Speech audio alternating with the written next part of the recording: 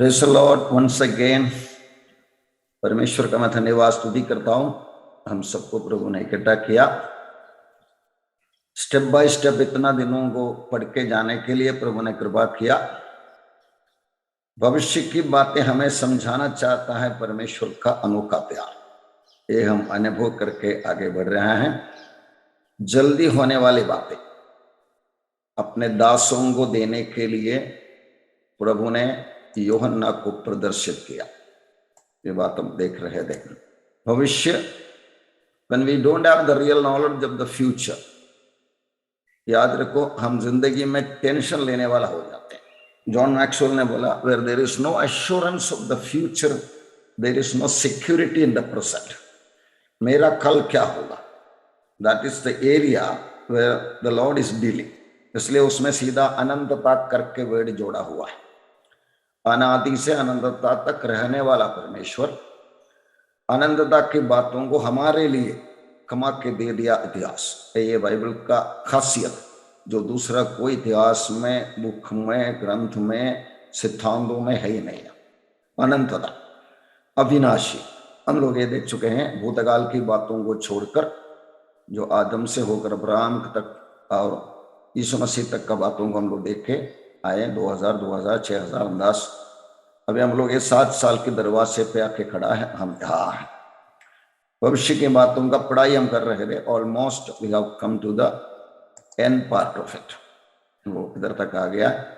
ये 7 साल को जो दानियल का 70वां सप्ताह या याकूब का संकट का समय वगैरह सब बाइबल में बताया है, उसी के अंदर से हम सवारी करके आ रहे थे। दोबारा मैं आपको बार बार ये बात याद दिलाऊंगा, ये जमाने पे हम नहीं रहेंगे, लेकिन ये सब बातें प्रभु ने हमको बताया। एक सोचने की बात है। इसका मतलब जब तक कम उठा लिया नहीं जाएगा तब तक हमें इसी के बारे में कुछ जवाबदारी है। और ये आखिरी किताब होने के वास्ते थोड़ा इमरजेंसी भी है। याद रखिए, आज हम इन बातों को खोल खोल के दुनिया को बताएगा। काफी दुनिया के लोग कॉन्स्पिरेसी थियरी, आजकल बोलने वाला एक नाम है, वन वर्ल्ड गवर्नमेंट का सिस्टम का वगैरह सब बताएगा। लेकिन अगर आज विश्वास नहीं किया, उठा लिया जाने के बाद वो चिन्ह पकड़ के वो लोग, काफी लोग विश्वास में आने वाला। जैसा 1,44,000 यहूदी आने वाला है, वैसा काफी विश्वासी अब अविश्वासी, एक बिस्तरे पे सोने वाला, एक घर में रहने वाला, एक खेती में काम करने वाला, इन सब तरफ के लोग विश्वास में आने वाला है। ये बात हम याद रखेंगे। 20वां अध्याय में हम प्रवेश कर रहे हैं। ये अध्याय में हम लोग खास करके यीशु मसीह 19वां अध्याय में बादलों से आ रहा है कलीसिया के साथ, और उधर ही उधर स्वर्गदूत आके अगाध कुंड खोलते हैं और शैतान को पकड़ के अंदर डालते हैं। ए डेविल फ्री वर्ल्ड, हम बोलते हैं ना, प्लास्टिक फ्री जोन और बेगर फ्री जोन, वैसे एक डेविल फ्री दुनिया आने वाला है। प्रभु यीशु मसीह 1000 साल राज्य करते वक्त, लेकिन तभी भी मनुष्य को अपना मर्जी इस्तेमाल करने के लिए देता है। परमेश्वर मनुष्यों को अपना मर्जी से कभी हटाते नहीं। ये बात हम याद रखें। हमारा मर्जी से हम चुनना है, विश्वास में आना है, फिर नया जन्म पाया हुआ लोगों के अंदर का नया सृष्टि के अनुभव से चेले बनकर काम पे आगे बढ़ना। फिर फाइनली हमें अध्याय में ये देखने वाला है ग्रेट व्हाइट थ्रोन। 1000 साल उसके बीच में आएगा, उसके बारे में कुछ बातें देखेंगे। इस तरह की संक्षिप्त रूपरेखा आज हम देखने वाला वही है। याद रखें, there is no crown without cross. जो दिन हम उतार पाया, वो दिन हम लोग क्राउन के ओर दिल रखकर मेहनत करने वाला, पहले से तैयार किया भलाई का काम, तुम्हारे बुलाए जाने, चुन लिए जाने को समझने की भली भांति यत्न करते जाओ। इन सब बातों को हमारे लिए है। ये बात कलीसिया बार बार भूलते रहता है। खास करके एक अच्छा लीडरशिप मिलेगा उनके छत्र के नीचे चुपके रहने के लिए, पास्टर जी आप हमको स्वर्ग में लेकर जाओ, हम आपको सम्मान आदर करें। यह सिस्टम प्रभु पसंद नहीं करता है। बोलता है तुम एक चुना हुआ वंश, राजा पदाधिकारी, याजकों का समाज, परमेश्वर का निज प्रजा, परमेश्वर का पवित्र जन, ताकि तुम अंधकार के वश में से अद्भुत ज्योति में बुलाया उनके गुण प्रकट करो। एक एक विश्वासी का जवाबदारी है। ये पिछले अध्याय में हम लोग ये सब देख चुके थे। मेमना का विवाह पहुंच जा है, दुल्हन भी अपने आप को तैयार कर दिया है। इन बातों को प्रभु यीशु आना जैतून पहाड़ में उतरना, 2 भाग होना, बीच में तराई आना, उसके ऊपर बाकी बचा हुआ लोगों को बुलाकर न्याय करना, इन सब बातों को हम देखो, आर्मगेडोन लड़ाई, और जिसको जोड़कर मत्ती का 25वां अध्याय का 31 से आखिरी वचन तक का बातों को भी हम लोग लास्ट टाइम देख चुके हैं। आए हम प्रतिज्ञा के साथ आगे बढ़ेंगे। ये मेरा बाइबल है, इसमें जो लिखा है सच है। ये बाइबल जो कहता है कि मैं हूं वो मैं हूं। ये बाइबल जो कहता है कि मैं कर सकता हूं वो मैं कर सकता हूं। आज भी इन वचनों से मैं सिखाया जाने वाला हूं। मेरा जिंदगी पहले जैसा कभी नहीं रहेगी। प्रभु यीशु ने मुझे बचाया है, उनका लहू से मुझे खरीदा है। शैतान मेरी जिंदगी में हरा हुआ है। ये वचन के आधार पर मैं आगे बढ़ूंगा। पवित्र आत्मा मेरा अगुआ है। मैं आगे आगे बढ़ूंगा, पीछे पीछे कभी नहीं, कभी कभी कभी नहीं। क्योंकि यदि भी हम शरीर में चलते फिरते हैं तो भी शरीर के अनुसार नहीं लड़ते, क्योंकि हमारी लड़ाई के हथियार शारीरिक नहीं पर गड्ढों को उठा देने के लिए परमेश्वर के द्वारा सामर्थ्य है। इसलिए हम कल्पनाओं का और हर एक ऊंची बात का जो परमेश्वर की पहचान के विरोध में उठती है खंडन करते हैं, और हर एक भावना को कैद करके मसीह का आज्ञाकारी बना देते हैं। आमीन। उसका पहला वचन हम पढ़ के शुरुआत करेंगे। Please read it. फिर मैंने एक स्वर्गदूत को स्वर्ग से उतरते देखा, जिसके हाथ में अथाह कुंड की कुंजी और एक बड़ी जंजीर थी। मैं शैतान को भी दिया हुआ वक्त, काम वगैरह सबका डायरेक्शन परमेश्वर के पास है। परमेश्वर का मर्जी के बाद कुछ होता ही नहीं। अय्यूब की किताब में शैतान खुद कबूल करते हैं, अय्यूब को देखा तूने में इतना विश्वस्त है, परमेश्वर का भाई मानने वाला करके परमेश्वर ने 4 तरफ की तारीफ किया। तब शैतान बोलता है आपने बाड़ा बांध के रखा है, हमें क्या? हिज इनएबिलिटी ही कन्फेसेस। ये बात हम भी याद रखना है। परमेश्वर का मर्जी के बाहर वो कुछ भी नहीं करता है। शैतान खुद परमेश्वर के खिलाफ बात भी नहीं करता। मनुष्यों को उत्साह दिलाकर बहका कर उनसे बात करवा लेता है। ये मसीह विरोधी एंटी क्राइस्ट और झूठे भविष्यवक्ता, ये दोनों इंसान हैं। उनके मुंह से बड़े बड़े गंदे गंदे बात निकलते हैं। शैतान खुद मुंह खोलता ही नहीं। शैतान को पता है। स्वर्गदूत आके जंजीर लेकर आया, चाबी से खोला और आगे आके क्या करता है? हम 2 और 3 वचन पढ़े। उसने उस अजगर अर्थात पुराने शाम को, जो इबलीस और शैतान है, पकड़ करके 1000 वर्ष के लिए बांध दिया और उसे अथाह कुंड में डालकर बंद कर दिया, और उस पर मोहर लगा दी कि वो 1000 वर्ष के पूरे होने तक जाति जाति के लोगों को फिर न भरमाए। इसके बाद अवश्य है कि वो थोड़ी देर के लिए फिर खोला जाए। अजगर अर्थात पुराने शाम, जो इबलीस और शैतान है, पकड़ के 1000 वर्ष के लिए बांध लिया। जरा पीछे से याद रखो, उत्पत्ति का 3रा अध्याय का पहला वचन में सिर्फ इतना ही बोला है, यहोवा परमेश्वर ने जितने बनेले पशु बनाए थे उन सब में सर्प धूर्त था। अभी साधारण विश्वासी को ये सर्प कौन है करके बोलेगा, पूछेगा, वो सीधा बोलेंगे शैतान है करके। लेकिन अगला सवाल ये पूछेगा, आपको कहां से मिला ये शैतान है करके खबर? Generally people are ignorant. Believers की बात कर रहा हूं मैं, मालूम है। इसलिए आप याद रखो, उत्पत्ति की किताब जब भी मूसा परमेश्वर को पहाड़ में से इंफॉर्मेशन मिलकर लिख रहा है, अंदाज BC 1500 की जमाना, यीशु मसीह के 1500 साल पहले, तब सिर्फ इतना ही वर्ड लिखा है उसमें, सर्प। और ये पॉइंट क्लियर हुआ नहीं ये करके पवित्र आत्मा को पता है, क्योंकि एक ग्रंथ का ऑथर पवित्र आत्मा है। इसलिए यूहन्ना AD 95 में, अंदाज 1600 साल के बाद, जब प्रकाशित वाक्य का ग्रंथ लिख रहा है, यूहन्ना को यह संदेशा दिया प्रभु ने, यूहन्ना कुछ आइटम छोड़ गया है, उत्पत्ति का सारा क्लैरिफिकेशन करना है। This is the one single great proof. The author behind the book is God the Holy Spirit, God Almighty. इतने इसी तरह की काफी बातें हम लोग देखते रहेगा तो मिलते रहेंगे। इसलिए हमारा बाइबल का ऊपर का डिपेंडेंसी आपको पहले स्टैब्लिश करना है। मालूम है, लूका का 3रा अध्याय में यीशु मसीह यूहन्ना बपतिस्मा दादा के पिता के ऊपर, सकरिया के ऊपर वचन आ गया करके एक स्टेटमेंट, स्टार्टिंग वर्ड। लेकिन उधर बोलते हैं जब पिलातुस इधर गवर्नर था, दूसरा हेरोदेस दूसरे जगह पैदा करके 4-5 अनवांटेड डिटेल्स बताए। मैंने सोच के देखा ये सब बोलने की जरूरत क्या है? परमेश्वर आज की जमाने के लोगों को ललकारते हैं, तुम एडवांस्ड है ना, टेक्नोलॉजिकली हाई लेवल है ना, इन सब बातों को बराबर है क्या क्या परखे देखो। God allows us to cross check. जैसे मैंने याद दिलाया, दिमाग इस्तेमाल करने के लिए अनुमति देने वाला एकमात्र सिस्टम ये दुनिया में है जो धर्म के नाम पे हटाया जाता है, बाइबल का परमेश्वर है। टेस्ट एंड सी, चेक, ऐसा है क्या। विश्वास के बारे में मलाकी के बारे में परखे देखो कि मैं आशीष दूंगा क्या नहीं। गॉड अलाउस अस। गिदयोन ने पूछा, सवाल पूछा, प्रभु आप मुझसे बात करता है करके एक चिन्ह ले। फिर दूसरा मांगा, परमेश्वर ने दूसरे के बाद में एक तीसरा भी दे दिया। सिंसियर सर्चर्स, इंक्वायरर्स, ढूंढने वाला, परखने वाला, जांचने वाले को सिंसियरली परमेश्वर जवाब देता है। That is God of the Bible. ये याद रखो। इधर तीसरा अध्याय में उत्पत्ति में छोड़ दिया सवाल, उसका जवाब प्रकाशित वाक्य में दे रहा। 2 बार दिया है, 12 का 9 में भी दिया है, 20 का 1-2 में दिया। अजगर अर्थात पुराने सांप, जो इब्लीस और शैतान कहते हैं, उसका पूरा आइडेंटिटी खोल दिया, याद रखें, और सदा कुंड में डालकर बंद कर दिया, और उसने उस पर मुहर लगा दी कि वो 1000 वर्ष के पूरा होने तक जाति जाति के लोगों को फिर न भरमाए।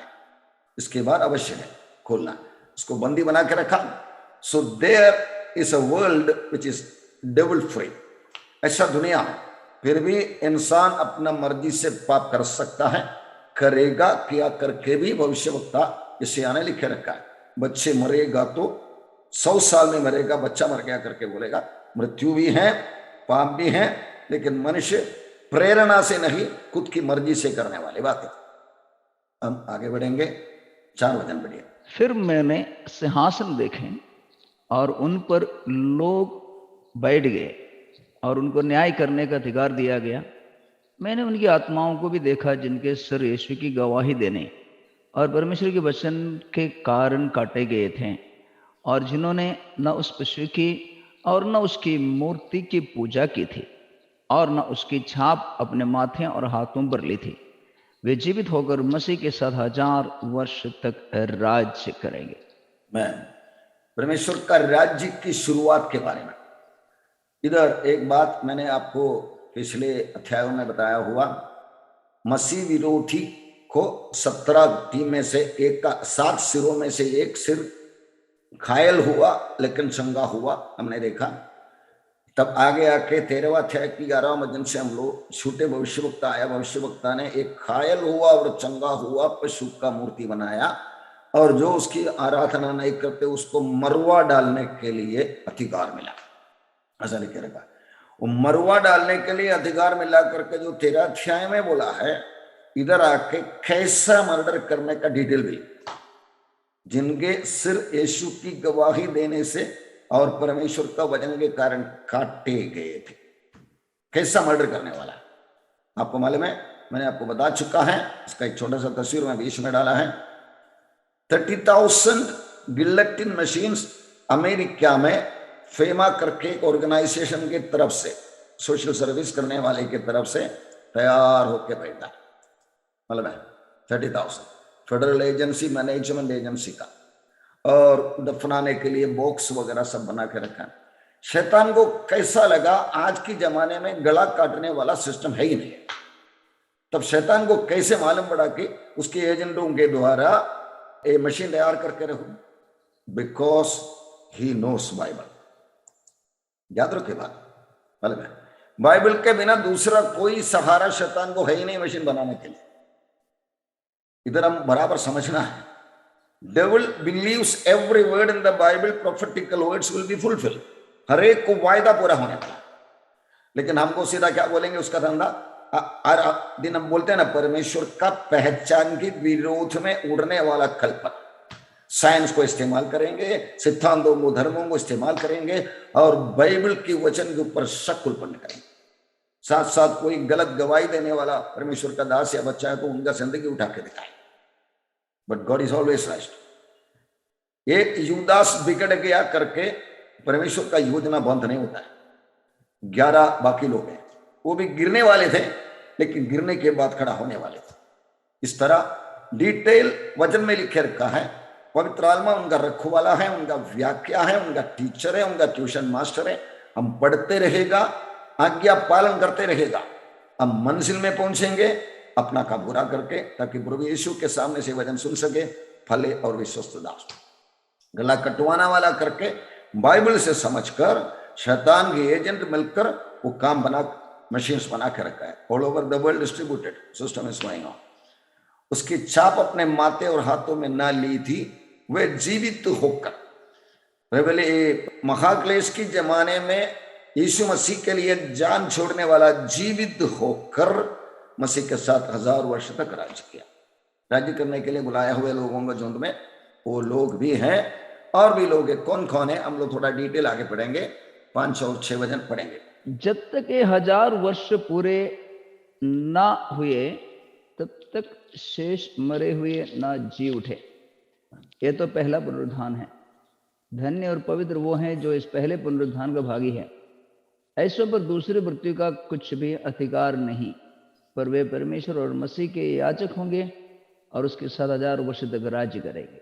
मैं 2 पुनरुत्थान के बारे में वचन बताते हैं। पहला पुनरुत्थान, मैंने तो तस्वीर में 3 आइटम दिखाया। यीशु मसीह जब क्रूस पर मरता था, यीशु मसीह जब क्रूस पर मरता था, मत्ती का 27 अध्याय में लिखे रखा है, काफी पुराने नियम के संत लोग जी उठे, कब्रिस्तान खुल गए। लेकिन आगे बराबर लिखे रखा है, वो जी उड़ने के बाद यीशु मसीह मरते वक्त कब्रिस्तान खुल गया। लेकिन वो तीसरा दिन जी उड़ने के बाद वो लोग जेरूसलेम में आके कई लोगों को मिला करके लिखे रखा है मालूम है। ये पहले पुनरुत्थान का एक हिस्सा है। दूसरा है रैप्चर या कलीसिया उठा लिया जाना, और तीसरा है ये शहीद बन गया लोगों का जीवित होकर राज्य किया करके अभी हम पढ़ा हुआ वचन। ये जब पहले पुनरुत्थान की लिस्ट में आते हैं, दूसरा पुनरुत्थान या दूसरे मृत्यु, दूसरे पुनरुत्थान जब हम लोग दंड पाने के लिए हैं। लेकिन इसमें से कुछ बचने वाले लोग 1000 साल में जन्म लिया लोगों को अपना कामों के आधार पर न्याय किया करके बोला। लेकिन बेसिकली ये दूसरा मृत्यु के लिए आने वाला लोग ही आएंगे। ये बात यूहन्ना के 5वां अध्याय का 25 और 28 में लिखे रखा, जो उनके वचन सुनोगे जी उठोगे। 5 का 25, 28 कब्रिस्तान में जो भी है जी उठेंगे। ये दोनों पुनरुत्थान के बारे में उधर भी हमें संकेत मिल रहा है। इस तरह दूसरा मृत्यु का अधिकार से बचने वाला है पहले पुनरुत्थान। पहले पुनरुत्थान के लोगों को हम देख भी कर चुका है। उसके साथ 1000 वर्ष तक राज्य करेंगे। अलग अलग वचन राज्य करने वाले बात के बारे में यीशु मसीह ने बोला हुआ है। प्रकाशित वाक्य के कलीसिया को बात करते हुए बोला है। आगे हम जी उठ के होने वाला मिलीनियम के बारे में या यीशु मसीह का सहस्राब्दी के बारे में कुछ चीजें देखने वाला है। 10-22 तक स्लाइड्स देखने वाला है। क्राइस्ट मिलीनियम रूल कैसा कैसा होगा। पुराने नियम के भविष्यवक्ता लोग बोला, यीशु मसीह ने बोला, प्रेरित लोग बोला, जो नया नियम की ग्रंथ लिखा है। इन सब बातों को एक राउंड मारकर हम आएंगे। मत्ती का 19वां अध्याय का 27-28 में हम ऐसे पढ़ते, इस पर पत्रोस ने उससे कहा, देख हम तो सब कुछ छोड़ के तेरे पीछे हो लिए हैं, तो हमें क्या मिलेगा। जरूरी सवाल का रियल जवाब हमेशा परमेश्वर देता है। फालतू सवाल नहीं, जरूरी सवाल। तो हमें क्या मिलेंगे। यीशु ने उनसे कहा, मैं तुमसे सच कहता हूं कि नई सृष्टि में जब मनुष्य का पुत्र अपने महिमा के सिंहासन पर बैठेगा, तो तुम भी जो मेरे पीछे हो लिए 12 सिंहासनों में बैठकर इसराइल का 12 गोत्रों में राज्य न्याय करोगे। ये बात पत्रोस पूछने का बैकग्राउंड कहानी ऐसा है। धनिक व्यक्ति आया, प्रभु उद्धार पाने के लिए क्या करना पड़ेगा। पुराना नियम का आज्ञा पालन करो, मैं बचपन से पालन करके आता हूं। तो प्रभु ने बोला, तुम सिद्ध बनना चाहता तो if you want to become perfect, go and sell everything. तुम्हारे पास जो है भेज डाले, गरीबों को बांट ले और मेरे पीछे हो ले। प्रभु ने इतना में बंद नहीं किया, बोला तब तुम्हें स्वर्ग में संपत्ति मिलेगा, क्योंकि ये संपन्न है, अमीर आदमी है।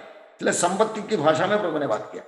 फिर भी वो इधर का संपत्ति छोड़कर उधर का फिक्स्ड डिपॉजिट लेने के लिए तैयार नहीं था, दुखी होकर चला गया। तब प्रभु ने बोला, धन्यवाद, मतलब जिसका मन धन में, ये दुनिया की धन में बैठा हुआ है, वो व्यक्ति स्वर्गराज में जाना ऊंट सुई के नाते से जाने के जैसा मुश्किल है।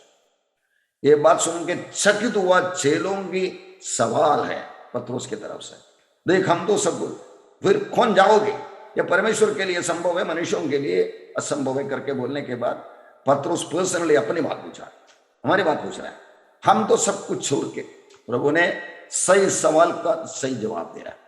Bible never leaves any questions unanswered if you are sincerely committed to it. परमेश्वर का वचन के ऊपर चलने वाला आप है तो आपको ये जिंदगी में जरूरी होने वाला कोई जवाब उनका छोड़ता नहीं, तो मिलता ही है।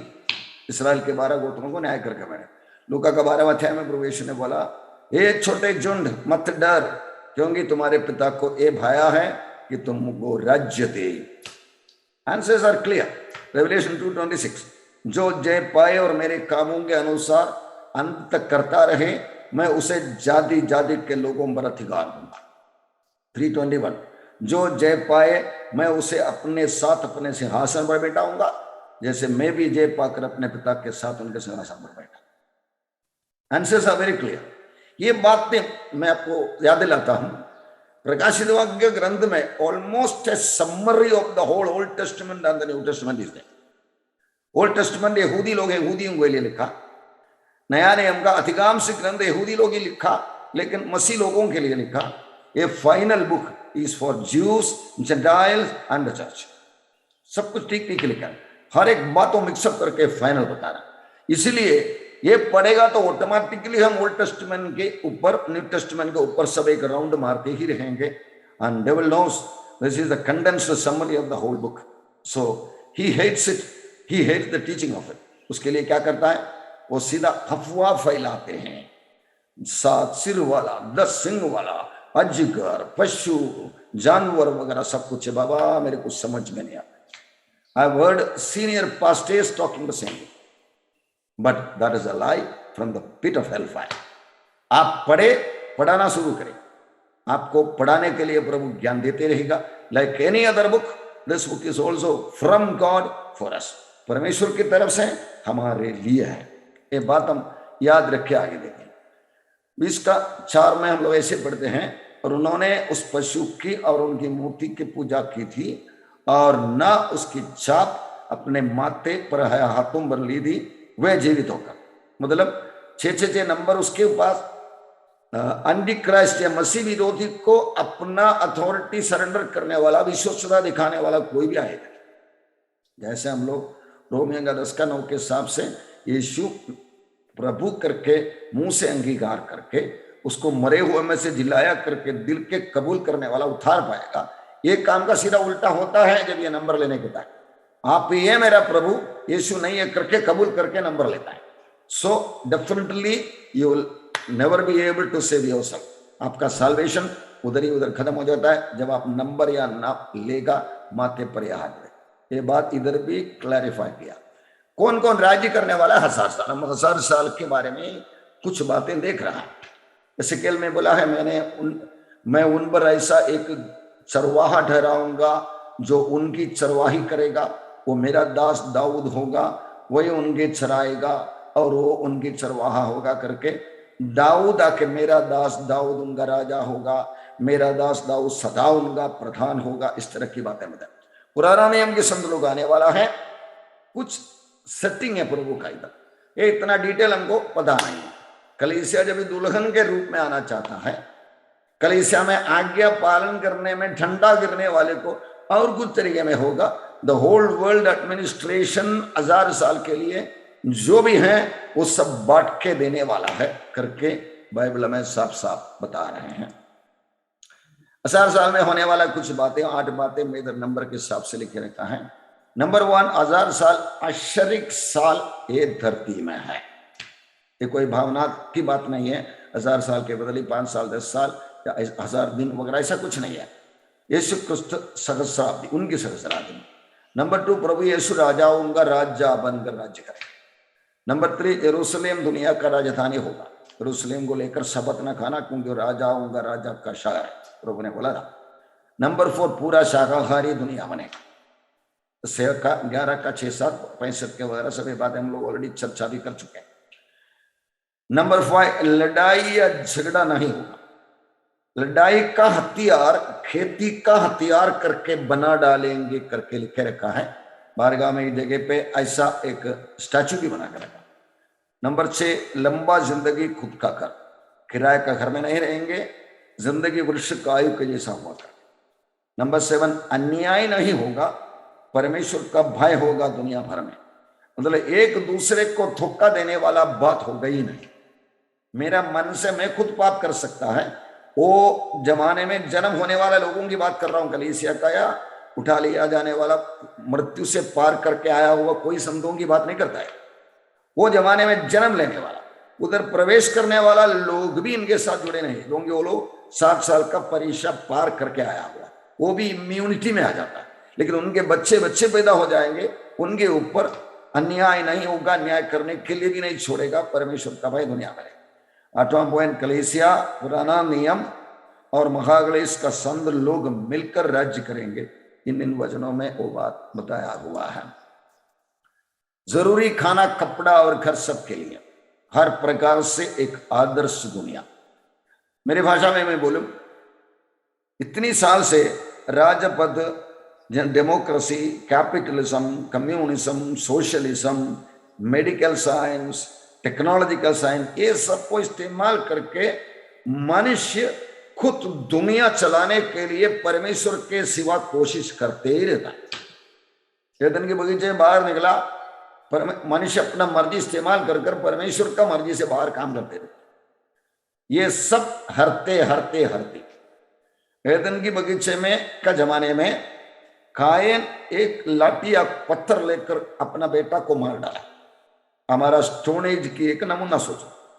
लेकिन आगे आके आज हम लोग इतनी बॉम्ब उत्पन्न करके रखा है, एटम बॉम्ब, हाइड्रोजन बॉम्ब वगैरह, ये दुनिया को पूरा खत्म कर सकते। हमारा technology is getting us ready to destroy the whole world. One world government का सिस्टम ही ऐसा है, पॉपुलेशन ही प्रॉब्लम है, पॉपुलेशन को खत्म करना है।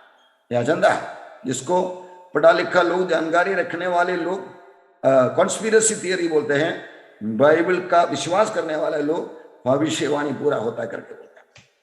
याद रखें हम लोग ये बात। इस तरह एक आदर्श दुनिया परमेश्वर बना के देगा। तुम लोग ट्राई करके हुआ नहीं है ना, मेरा बेटा के करके दिखाएगा। दैट इज व्हाई 1000 years परमेश्वर ने पुत्र के द्वारा राज्य करने के लिए थियोक्रेसी, डेमोक्रेसी नहीं, कैपिटलिज्म नहीं, कम्युनिज्म नहीं, थियोक्रेसी से राज्य करके दिखाने के लिए 1000 साल रखा है। निर्जन प्रदेश वाटिका बन जाएंगे। यह है काफी बातें होने वाला, इसका 2-3 वीडियो क्लिप है, जिससे टाइम परमिट करता है मैं आपको दिखाऊंगा। इसी तरह बातें, जानवरों के बीच में, सृष्टियों के बीच में कोई भेदभाव है ही नहीं। शेर बैल के जैसा घास खाने वाला बनेगा, टोटल शांति, एदन के बगीचे से जैसा या उससे बेहतर तरीका में होने वाला है। ईशाया बोलता है, तब भेड़िया भेड़ के बच्चे के संग रहा करेंगे और चीता बकरी के बच्चे के साथ बैठा करेगा, और बछड़ा और जवान सिंह पाला पोसा हुआ बैल तीनों इकट्ठे रहेंगे, और एक छोटा लड़का उनकी अगुवाई करेगा। गाय और रिछनी मिलकर चरेंगी और उनके बच्चे इकट्ठे बैठेंगे, और सिंह बैल के समान भूसा खाया करेगा। ये सब मिलेनियम में पूरा होने वाला है, 1000 years में। परमेश्वर का राज्य 1000 साल से शुरू होकर अनंतता में आगे बढ़ने वाला है। 1000 साल ये दुनिया में एक नमूना के जैसा प्रभु पेश कर रहा है। उसके बाद ये दुनिया के लोगों को ट्रांसफर करके नया धरती और नया जेरूसलम ऊपर से आकर परमेश्वर का राज्य हमेशा के लिए इसके पीछे आने वाला है। ये कुछ वीडियो क्लिप से मैं आगे लास्ट में टाइम मिलेगा तो दिखाऊंगा। अभी जो देखा हुआ ईशाया दोबारा बोलते हैं, यहोवा ने सिय्योन को शांति दी है, उसने उसके सब खंडरों को शांति दी है। वो उसके जंगल को एदन के समान और उसके निर्जल देश को यहोवा की बाटी का समान बनाएगा। आज उसका एक नमूना हो रहा है। इस्राएल का पुष्टि देकर देश जलन में आ जाता है। इतना साल खंडहरों के पड़ा रहा, आज ऐसा बन गया है, वाटिका के जैसा बन रहा है। लेकिन प्रभु के आने के बाद इसका परिपूर्णता आने वाला। 65 में, क्योंकि देखो मैं नया आकाश और नया पृथ्वी उत्पन्न करता हूं और पहली बातें स्मरण रहेंगी और सोच विचार में भी नहीं आएंगे। इसलिए जो मैं उत्पन्न करने पर हूं उसके कारण तुम हर्षित होंगे। कभी बातें इस तरह लिखे रखा है।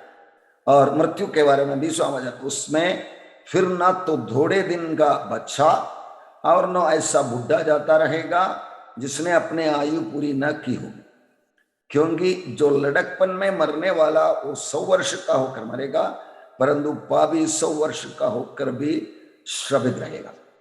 इस तरह की एक अजीब सिस्टम प्रभु बनाने वाला है। इधर हम दुनिया की सृष्टि की ओर सर जाएंगे। उत्पत्ति की बात है, उत्पत्ति का पहला अध्याय 9 से 13 वचन। पहले जब परमेश्वर ने ये धरती जो घेरा हुआ था उसके अंदर उसने लाया, पूरा पानी से घेरा हुआ था अपना धरती। वो धरती को पानी के बीच में परमेश्वर एक अंदर बनाया, एक फर्मामेंट बनाया। वो जो हवा रहने वाला, पशिया रहने वाला। हाँ, और नीचे का पानी था, ये भी पानी से घेरा हुआ था। ऊपर का पानी था, ये पानी ऊपर था। नीचे का पानी को एक जगह पे इकट्ठा करके समुद्र और स्थल बनाया, लैंड एंड सी। और सी में जहां ये मछलियों को वगैरह सब बनाया। ये ऊपर से एक वाटर सर्कल था, जैसा ओजोन लेयर करके हम आज बोलते हैं। सूरज की किरण से आने वाला नाशकारी अणुओं उनको काम न करने के लिए ओजोन लेयर पर उन्हें बनाया है, हवा के ऊपर का एक लेवल में, जैसे एक पानी का लेवल भी था करके बाइबल बता रहे। और जल प्रलय में ये बात ऊपर की खिड़कियां खुल गई करके लिखे रखा आ गया। शायद परमेश्वर इसी तरीके से बनाएगा। एक परमेश्वर का दास का, वो एक इलेक्ट्रॉनिक इंजीनियर है था, गुजर गया। उनकी भाषा में बोलूं, we were created to live in an air condition the earth. ऐसे एक धरती में रखा, उस तरह प्रभु बनाएंगे। क्योंकि 60 साल का सताव, पीड़ाएं, भूकंप वगैरह सब देखेगा तो almost the whole earth is been destroyed. खत्म नहीं होता है उसका अस्तित्व से, लेकिन कचरा बन जाता है, खंडहर बन जाता है। उसको पुनः सृष्टि करके प्रभु लाएगा। दानियल की किताब में कुछ 60 दिन का टाइम भी दिया है। इस तरह प्रभु करके रहने के लायक एक सुंदर दुनिया बनाएंगे। परमेश्वर का restoration generally will be better than the earlier. हम लोग रिपेयर करेगा तो थोड़ा अच्छा होता है, लेकिन परमेश्वर बनाएगा तो डबल आशीष में आ जाता है। उत्पत्ति का इसमें हम लोग ये पढ़ते हैं, तो परमेश्वर ने कहा जबकि बीच एक ऐसा अंदर हो कि जल 2 भाग हो जाए, जल ही 2 भाग हो जाए। एक कहीं मेघ और बारिश की बात नहीं है।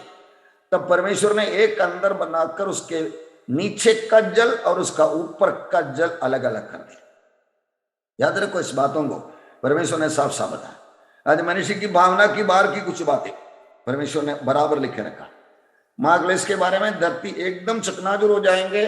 उसको पूरे सृष्टि करके परमेश्वर क्या तरीके में बनाने वाला है देखने के लायक हम लोग देखे रहेंगे।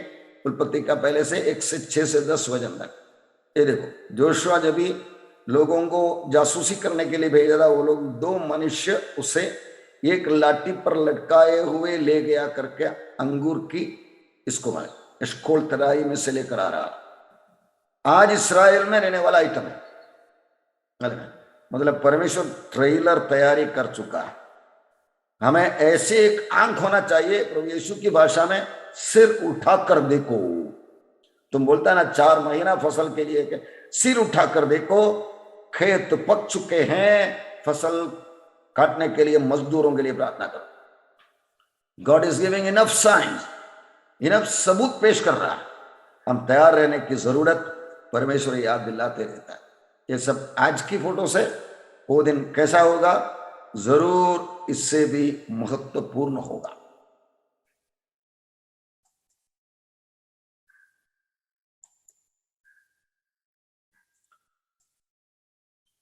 तभी भी ये 1000 साल भी उद्धार का मार्ग यीशु ही है, हमेशा के लिए सही है।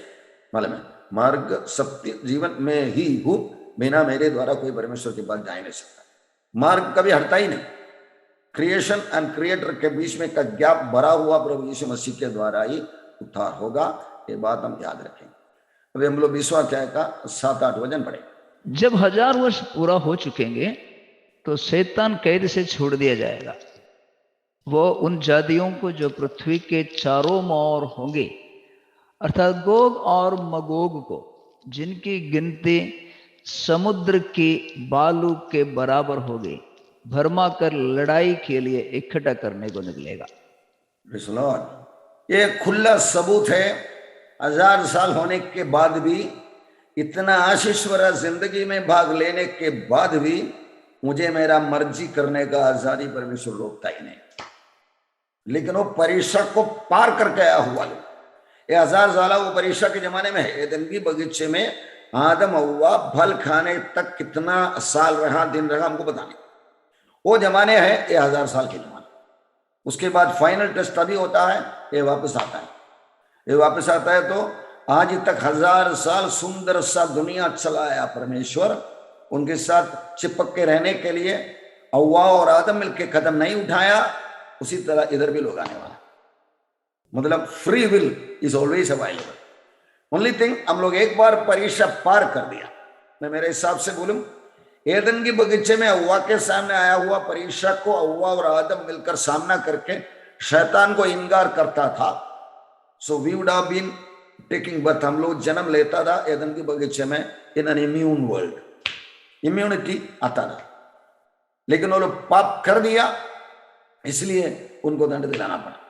जीवन का वृक्ष का फल एक बार खाया नहीं है, लगता है एदन के बगीचे में आदम और हव्वा, क्योंकि परमेश्वर बातों में ऐसा बोला, ये लोग पाप करके गिर गया, भला बुरे का ज्ञान वाला बन गया, अभी ये लोग जीवन का वृक्ष का फल भी उखाड़ के खाएगा, वो हमेशा के लिए पाप में जीवित रहेगा, इसीलिए उनको बाहर हटा दो। आदम हव्वा को बाहर हटाने का कारण परमेश्वर का प्रेम है, जॉन 3:16 है। याद रखो प्रियो, ये सब समझने के लिए we should have the mind of Christ. उद्धार पाया हुआ हमको ये दिल मिला है, यीशु मसीह में है तो नया सृष्टि है, पुरानी बातें बीत गई है, देखो सब नया हो। तभी हमको समझ में आता है, हम आल्मिक बन जाता है। हमारा गाइडेंस चलाने वाला तरीका पवित्र आत्मा से होता है, दिमाग से नहीं, दुनिया के ज्ञान से नहीं, शैतान के आइडिया से नहीं। ये बात हम याद रखें।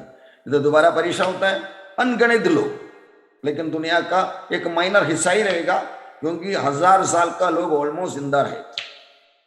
आज हम लोग मरते जा रहा है, 70-80 उम्र में मरते जा रहा है, अभी भी 700 करोड़ है। तब कितना होगा सोच के देखो, 1000 साल में भी billions and billions and billions of people. उसमें से एक झुंड जैसा हव्वा को गिरा दिया वैसा होगा। इसलिए भरमा कर लड़ाई के लिए इकट्ठा करेंगे। आगे उनका क्या होगा, 9-10 वचन पढ़िए। वे सारी पृथ्वी पर फैलकर पवित्र लोगों की छावनी और प्रिय नगर को घेर लेंगे, और आग स्वर्ग से उतरकर उन्हें भस्म करेगी। उनके भरमाने वाला शैतान आग और गंधक की उस झील में, जिसमें वो पशु और झूठा भविष्यद्वक्ता भी होगा, डाल दिया जाएगा, और वे रात दिन युगान युग पीड़ा में तड़पते रहेंगे। सारी पृथ्वी पर फैलकर पवित्र लोगों की छावनी और प्रिय नगर को घेर ले, मतलब जेरूसलेम में आकर जेरूसलेम को घेरने के लिए कोशिश करें। देखो जेरूसलेम की वो लोग तैयार हो रहे, शैतान की लीडरशिप में। शैतान फरमाने को शुरू किया, एदन के बगीचे में हुआ उसका एक रियल रिपीटेशन दोबारा होता है। याद रखें, प्रभु ने हमें मर्जी दिया है, ये मर्जी इस्तेमाल कर कर प्रभु के साथ चिपक के रहना हमारा जवाबदारी है। इसलिए हर पल हर बातों के लिए स्तुति करो बोला है। मतलब हम शिकायत बोलने से पहले, रिक्वेस्ट बोलने से पहले, अपेक्षा करने से पहले स्तुति करो ना, क्योंकि हम लोग को क्या जरूरत है हमको बराबर पता नहीं है, परमेश्वर को पता है। हम स्तुति करना शुरू करेगा, परमेश्वर बोलता है ओके ओके ओके, सब पास हो गया। इतना प्रेमी परमेश्वर है, इतना दयालु परमेश्वर, जो भी आने दे तो मुसीबत आने दे तब भी स्तुति करो, क्योंकि प्रभु आप महान है, आप बड़ा है। ये बात बोल दिया तो वही हमारा सिक्योरिटी है, वही हमारा इंश्योरेंस है, वही हमारा मेडिक्लेम है। इस तरह आगे बढ़ने के लिए इकट्ठा हुआ, लेकिन आगे क्या हो रहा है? Fire came down from God of heaven and devoured them. परमेश्वर इतना टाइम वेस्ट ही नहीं करता। उधर इकट्ठा हुआ शैतान ने करके, होने वाला सब आ गया, उधर ही उधर एक्शन भी कर दिया। आगे इन दोनों को, जो मसीह विरोधी और झूठे भविष्यवक्ता, दोनों को पकड़कर आग की झील में डाला, और वही एरिया पहले डाल चुका है, 1000 साल पहले डाल चुका है। और उनको पकड़कर, शैतान को भी पकड़कर, अजगर को भी पकड़कर वही इसमें डाला। उनको फरमाने वाला शैतान आग और गंधक की उस झील में, जिसमें वो पशु और झूठा भविष्यवक्ता भी होगा। 1000 साल पहले डाला हुआ वो दोनों उधर ही पड़ा। ये छूटी विचार में बैठो मत, नरक में जाएगा तो जल के खत्म होएगा, नहीं खत्म होता ही। आनंद जीवन भी है, आनंद मृत्यु भी है, उधर तड़पते ही रहेंगे। धनिक व्यक्ति नरक में था, आज भी उधर ही है, तड़पते ही रहेंगे। हे ज्वाला में मैं तड़प रहा हूं, तड़पते ही रहे। अनंतता एक महान विषय है। बाकी सब कुछ कचरा समझकर बाजू में रखकर पहले परमेश्वर का राज्य और उसका धार्मिकता करके बोला हुआ वर्ड को, ये बात आपके दिल के अंदर जलते रहने दे। वो बात बोलते बोलते आपका जिंदगी खर्च होते रहने दे। वो बात बोलते बोलते शायद आपका मृत्यु भी होने दे। इसके लिए हमें नया जन्म दे दिया है। मतलब और झूठा भविष्यवक्ता भी होगा, डाल दिया जाएगा। रात दिन युगान युग पीड़ा में तड़पते रहेंगे। हम ऐसा डूब गया तो हमको क्या लगेगा? भयानक। हम मिलने वाला एक एक इंसान जैसा हमारा है वैसा ही है। इसलिए कुछ भी करके इंसान को बचाने के चक्कर में मेरा कुछ भी होने दे, एक समर्पण आ गया। प्रियो, मसीह जिंदगी का एक लाइफस्टाइल है, जीने का तरीका है। अब ये बात पक्का दिल में रख लो। प्रभु, एक इंसान को हम घृणा नहीं कर सकते, चाहे वो कुछ भी करने दे। हर एक मूवी के अंदर एक हीरो रहता है, एक विलन रहता है, जनरली, है ना। मतलब वो विलन है कौन? गलत करने वाला, उल्टा करने वाला। लेकिन ये हीरो भी एक विलन है। दुनिया भर के विलनों से भरा हुआ है। बाइबल बताता है एक भी धर्मी नहीं, सब बिगड़े हुए हैं। बार बार बता रहा है, नया नियम में, पुराना नियम में। इसका मतलब हर एक मूवी के द्वारा जो लोगों के ऊपर इतना इन्फ्लुएंस लाता है, उसके द्वारा हम हीरो के साइड में आ जाते हैं। हम लोग एक मूवी देख के निकलेगा, बड़ा हीरो समझो अमिताभ बच्चन, जाके लोगों को थक थक थक करके गिरा दिया और छुड़ा दिया, तो हम लोग बोलेगा हम भी उनके साथ। नहीं, हम लोग वो विलन के झुंड में है, ये हीरो भी वो विलन के झुंड में है। इसलिए हकीकत को छुपा के हमें एक भावना की दुनिया में, वो लोग बोलते हैं ना फिल्म में, रियलिटी शो। दुनिया का एक रियलिटी शो है। हम लोग रियलिटी में हैं, हम शो नहीं करता है, रियलिटी है। मनुष्यों के लिए एक बार मरना और न्याय का होना नियुक्त है। That is the reality. मरने के बाद क्या होगा? पूरा तुरंत दूसरा जन्म लेकर आएगा।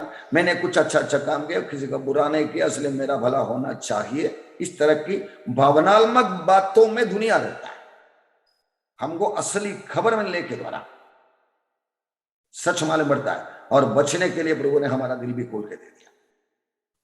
याद रखेगा, इस तरह एक अनंतता है जिधर से दंड से हम बच गया है। जानबूझ के वापस जाना नहीं है। परीक्षा में गिरेगा तो प्रभु माफ करने के लिए तैयार है।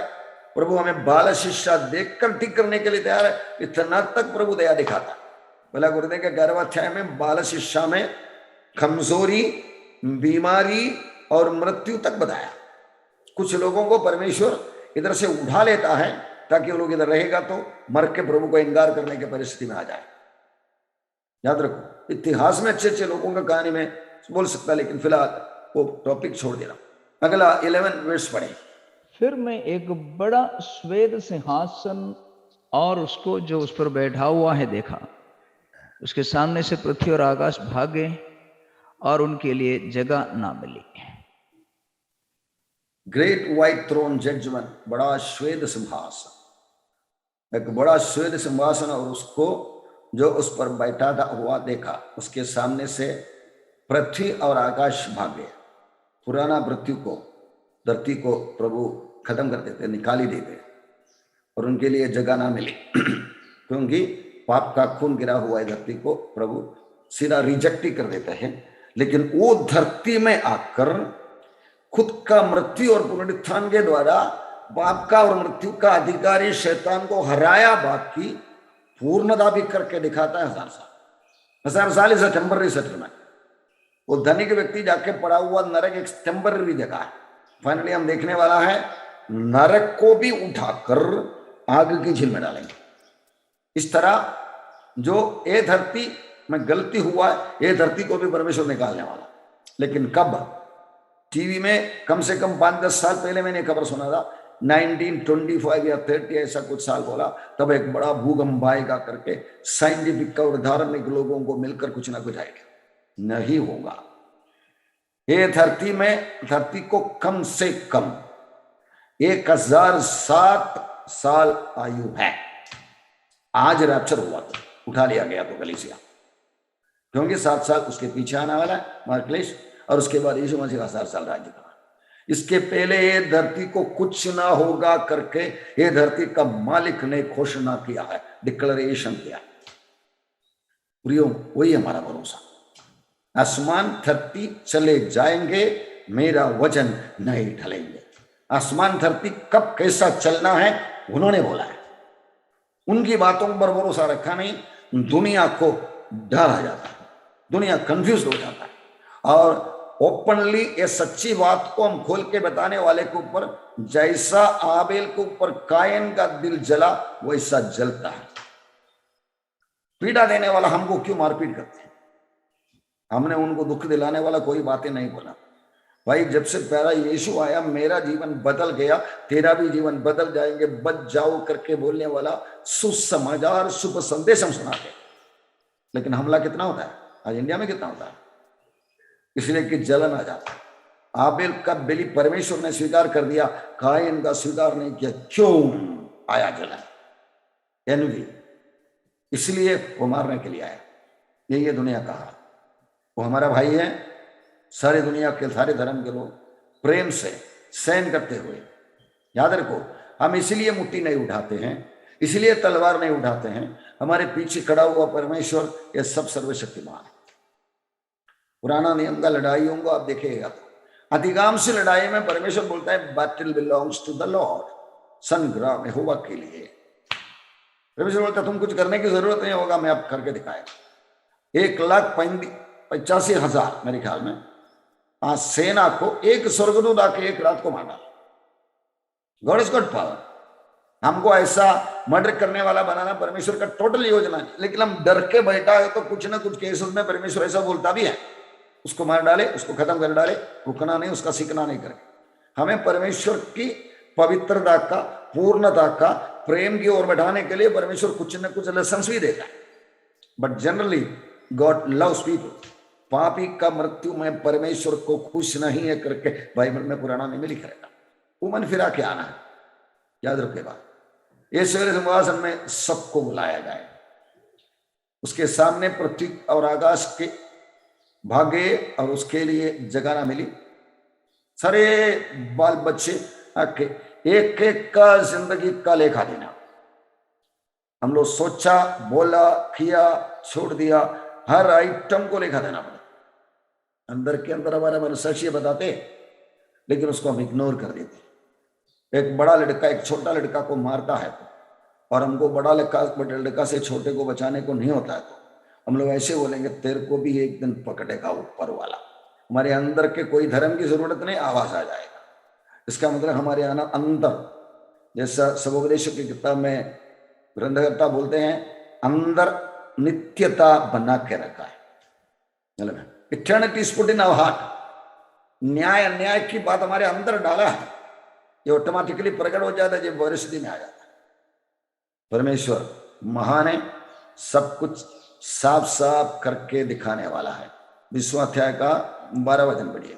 फिर मैंने छोटे बड़े सब मरे हुओं को सिंहासन के सामने खड़े हुए देखा, और पुस्तकें खोली गई, और फिर एक और पुस्तक खोली गई, अर्थात जीवन की पुस्तक। और जैसा उन पुस्तकों में लिखा हुआ था वैसे ही उनके कामों के अनुसार मरे हुओं का न्याय किया गया। आमीन। इधर 3 ग्रंथों के बारे में लिखा रखा। मैंने छोटे बड़े मरे हुओं को सिंहासन के सामने खड़े हुए देखा, पुस्तकें खोली गई, मतलब 2 किताब। और फिर एक और पुस्तक खोली गई, मतलब 3 बुक्स, अर्थात जीवन की पुस्तक, जीवन की पुस्तक, याद की ग्रंथ और बाइबल। बाइबल के आधार पर किया हुआ कामों का रिकॉर्ड, याद की book of remembrance, and then जीवन की किताब में एंट्री नहीं है करके शुरुआत। इसी तरह बातें होता है। मलाकी 3:16 में लिखे रखा, तब यहोवा का भय मानने वाले ने आपस में बातें की और यहोवा ध्यान धरकर उनकी सुनता था, और जो यहोवा का भय मान दे और उसके नाम का सम्मान करते थे, उनके स्मरण के निमित्त उसके सामने एक पुस्तक लिखी जाती थी। यूहन्ना 5:22 में, पिता किसी का न्याय नहीं करता, परंतु न्याय करने का सब काम पुत्र को सौंपा। यीशु मसीह ही न्याय करने वाला है। परमेश्वर का पुत्र मनुष्य का पुत्र बन के आया, इसलिए मनुष्य के पुत्र को ये अथॉरिटी प्रभु ने हैंड ओवर कर दिया। सृष्टिकर्ता जब उद्धारकर्ता बन गया, वो न्यायकर्ता भी होने वाला। बातों को साफ साफ सरल तरीके में परमेश्वर का वचन में लिखे रखा। इसका 13 से 15 वचन पढ़िए। समुद्र ने उन मरे हुओं को जो उसमें थे दे दिया, और मृत्यु और अधोलोक ने उन मरे हुओं को जो उनमें थे दे दिया। उनमें से हरेक के कामों के अनुसार उनका न्याय किया गया। मृत्यु और अधोलोक आग की झील में डाले गए। वो आग की झील दूसरी मृत्यु है, और जिस किसी का नाम जीवन की पुस्तक में लिखा हुआ ना मिला, वो आग की झील में डाला गया। मैं यथाय का आखिरी 3 वर्ड है, समुद्र ने मरे हुओं को दे दिया, मृत्यु और अधोलोक ने उन मरे हुओं को उनमें से दे दिया। मतलब धनवान एक न्याय के सिंहासन में आने वाला, ऐश्वर्य सिंहासन में, और उसका न्याय होने वाला। फाइनली उनको आग की झील में फेंक दिया जाने वाला। टाइटैनिक में मरा हुआ लोग अगर उद्धार पाया नहीं है, वो लोग आने वाला है। इस तरह दुनिया के उत्पत्ति से होकर जिसका न्याय अभी तक नहीं हुआ और उद्धार पाने के लिए वो अपना अपना युग और जमाने के हिसाब से उद्धार के मार्ग पे नहीं आया, वो लोग इधर फाइनली जजमेंट में आ गए। शेष मरे हुए लोग नई जी उठा करके हम आज ये अध्याय में पढ़ चुका था। इस तरह आने वाला judgment is a part of it. परमेश्वर प्रेम है, लेकिन परमेश्वर न्यायी भी है। He is an unchangeable honourable जज। पाप को बर्दाश्त करने को नहीं होएगा। एदन की बगीचे में एक वृक्ष का फल खाने को ना बोला था, वो खाया तो आज के हमारा न्याय का हिसाब देखेगा तो मामूली 2 लापा मार के 6 महीने का दंड दिला के वगैरह वगैरह हम लोग होते ना। लेकिन परमेश्वर को पाप बर्दाश्त नहीं कर सकता। एक वृक्ष का फल खाना परमेश्वर का रजा हुआ वृक्ष का फल, सृष्टि किया। आदम तूने क्या खाया करके उनके खोड़े का मार खाया ना यीशु मसीह ने, उस तरह 2 मार खाता तो नहीं होता है। पाप का बदला होना ही पड़ेगा। इब्रानियों की किताब में पाप का नतीजा के बारे में लिखे रखा, खून बहाने के बिना पाप मुक्ति नहीं होता है। इसलिए परमेश्वर का पुत्र को मनुष्य का पुत्र बनकर आना पड़ा, क्योंकि परमेश्वर ने प्रेम दिया। ये बात कभी हुआ हम लोग देख चुके हैं। रेवलेशन का 13वां अध्याय का 8वां वचन में, उत्पत्ति के दिनों से खात हुआ परमेश्वर का मेमना का जीवन की पुस्तक में जिनका नाम लिखा है। वो दिन आओ हम मनुष्य को अपने समानता में बनाए करके, तो एक परमेश्वर का डिस्कशन चलता है, उधर ये बात क्लियर है। परमेश्वर का पुत्र को मनुष्य का पुत्र बनकर आना पड़ेगा, बलि होना पड़ेगा, नहीं है तो इन सबको आग की झील में पूरा का पूरा मानव आजादी को फेंकना पड़ेगा। God so love the world. याद रखो ये बात। हम अपने बच्चे को छोड़ने के तैयार नहीं है। मतलब दुनिया बचने के लिए अपना बच्चे को कुर्बान करने के लिए हम तैयार हैं? नहीं तैयार है, लेकिन परमेश्वर तैयार है। याद रखे, इस तरह परमेश्वर का अनोखा प्यार जो हमें मिला है, हमें अनुभव किया, उसको प्रज्वलित करते रहना है, उसको आगे आगे बढ़ाना है, ताकि हम अपना ड्यूटी पूरा करें और नरक की ओर शैतान की जंजीर से कसीद कर लेके जाने वाला कुछ लोगों को बचाने के लिए भी प्रभु ने हमें अवसर दिया। आग की झील रियलिटी है, इटर्निटी हकीकत है, उसे बचना है। बचने के लिए प्रभु ने हमें बुलाया है। अभी आके वो वीडियो क्लिप्स मैंने आपके बताया था 1000 साल में कैसा कैसा होगा, उसको थोड़ा टाइम दिखाऊंगा, आप देख लीजिए। परमेश्वर के बच्चे लोग और बाइबल को पर भरोसा रखने वाला लोग काफी ऐसे अच्छे तुम बनाया, हमारे विश्वास को थोड़ा आगे बढ़ाने के लिए लायक भी है।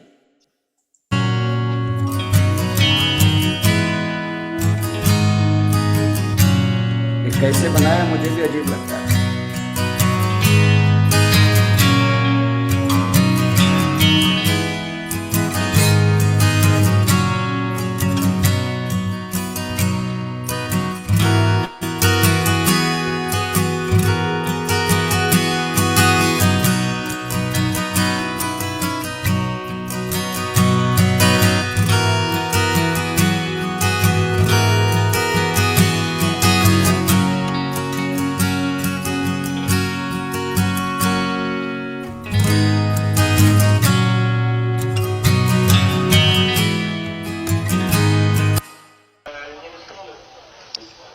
दिल्ली छुआ, इंडिया पाकिस्तान वगैरह सब दुश्मनी को बताता है।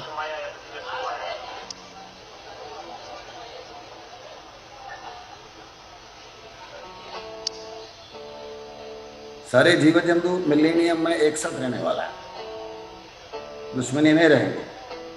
इधर क्या ट्रेलर परमेश्वर ने सेटिंग किया क्या पता नहीं।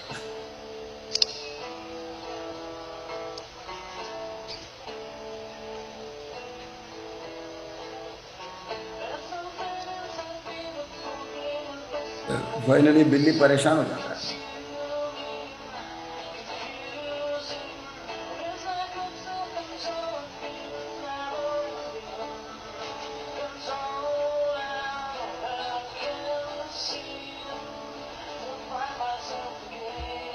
कुछ ना कुछ परमेश्वर दिखाते रहता है, ट्रेलर के रूप में भेजते रहता है। हम लोग इन तरह की बातों को देखकर सीखने के लायक। कैट मंकी डक क्लीनर, एक दूसरा दिखाऊंगा। मिलेनियम में हो सकता है लायक सिचुएशन, एक स्वान, एक पशु आइटम देखो, गार्डन को एक गार्डनर से भी बेहतर तरीका में वो सर्विसिंग करता है।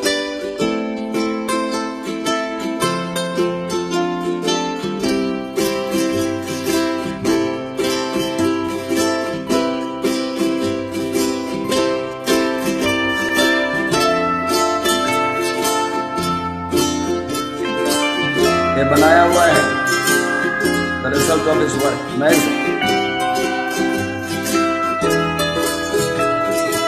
गार्डनर को नहीं पूछेगा तो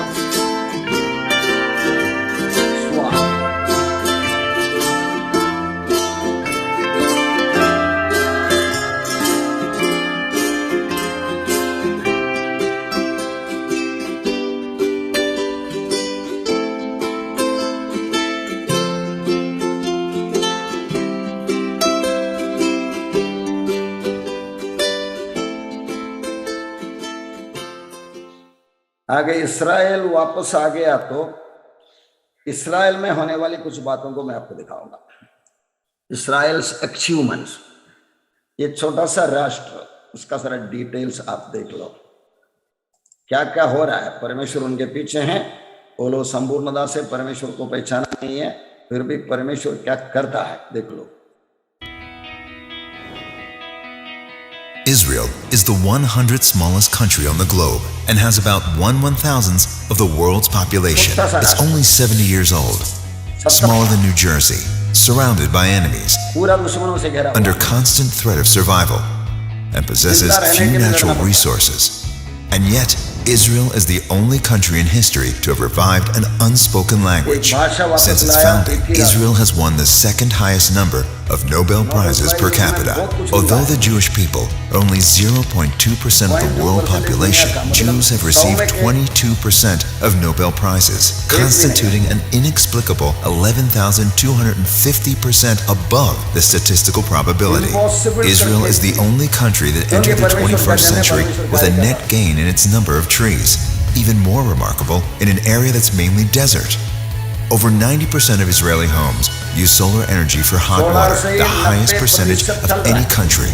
Israeli companies are building the largest solar energy production facility in the world. Israel operates the world's largest desalination plant and is the #1 country providing usable water from seawater. Israel's scientific research institutions are ranked 3rd in the world and are ranked 2 in space sciences. Israel leads the world in medical patents and has revolutionized modern medicine. Oramed is changing the diabetes therapeutic paradigm by delivering insulin in a pill. WeWalk's exoskeleton allows paraplegics to walk. Orcam allows blind people to virtually see. Israel has more patents registered in the US than Russia, India, and China combined, who have 300 times Israel's population. Israel's innovations have improved the way we work, print, drive, read, eat, drink, talk, exercise, and even play.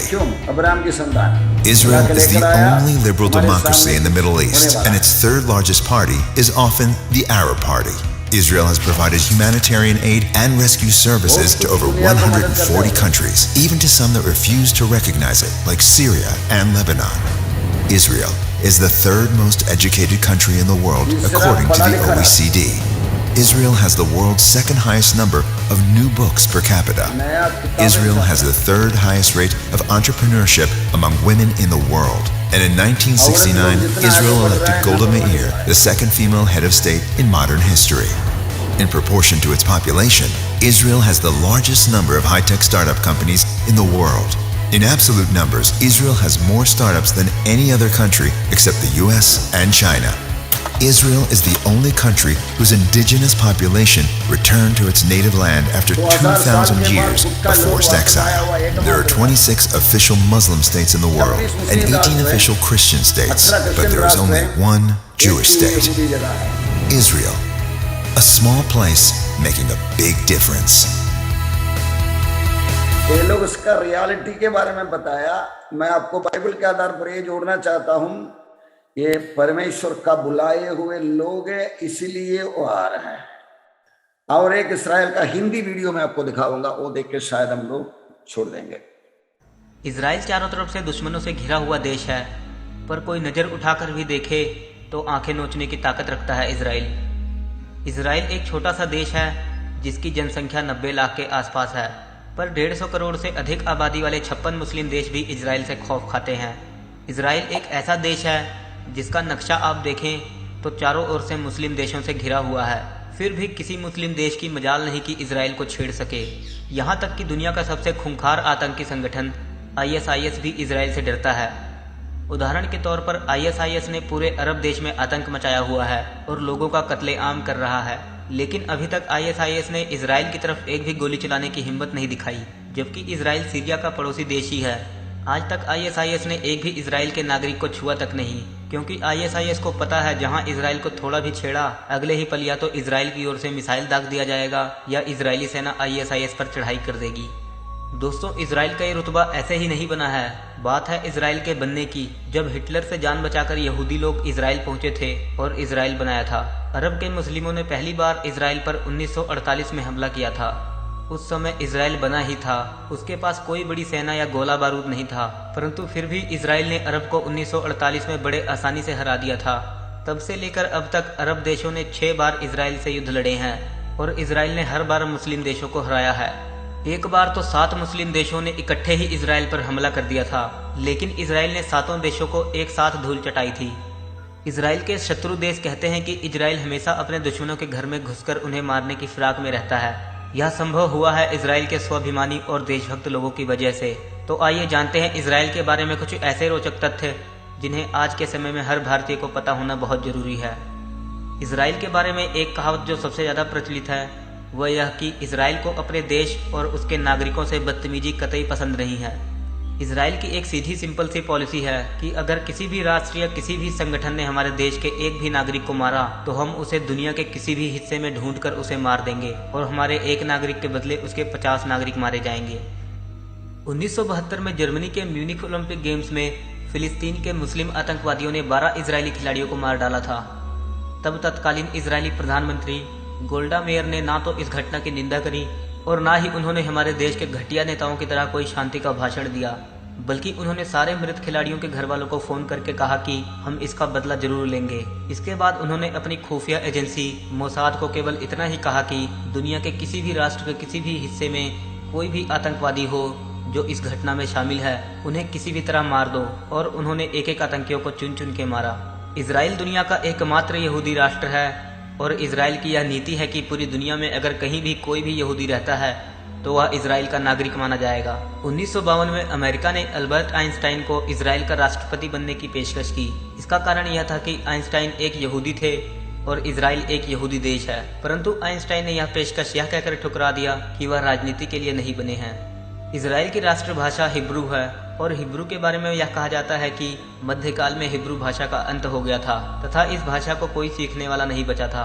लेकिन Israel की स्थापना के बाद राष्ट्रभक्त यहूदियों ने अपनी Hebrew भाषा को इजराइल की आधिकारिक भाषा बनाया और इस प्रकार हिब्रू का पुनर्जन्म हुआ। इजराइल की 2 आधिकारिक भाषा है, हिब्रू और अरबी। इजराइल दुनिया का एकमात्र ऐसा देश है जहां के प्रत्येक नागरिक को मिलिट्री ट्रेनिंग लेना जरूरी है और देश के प्रत्येक नागरिक को सेना में कम से कम 2 साल तक काम करना अनिवार्य है, चाहे वह उस देश के प्रधानमंत्री का बेटा ही क्यों ना हो। इसी प्रकार से इजराइल में महिलाओं को भी मिलिट्री ट्रेनिंग लेना अनिवार्य है।